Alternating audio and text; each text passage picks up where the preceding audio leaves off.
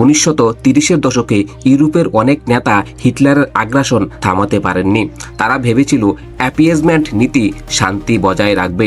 বিশেষ করে মিভাইলি চ্যাম্বারম্যান মনে করেছিলেন আলোচনা করে সমাধান সম্ভব। কিন্তু এই নরম নীতি কি নাৎসিদের আরও শক্তিশালী হওয়ার সুযোগ দেয়নি?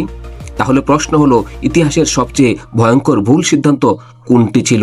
একটি যুদ্ধ শুরু করা, নাকি একটি অন্যায় চুক্তি করা, নাকি একটি অহংকারী সামরিক আক্রমণ, নাকি বিপদের মুখে চুপ করে বসে থাকা? কোনটি? ইতিহাস আমাদের একটা জিনিস শিখিয়েছে, বড় বিপর্যয় হঠাৎ করেই হয় না।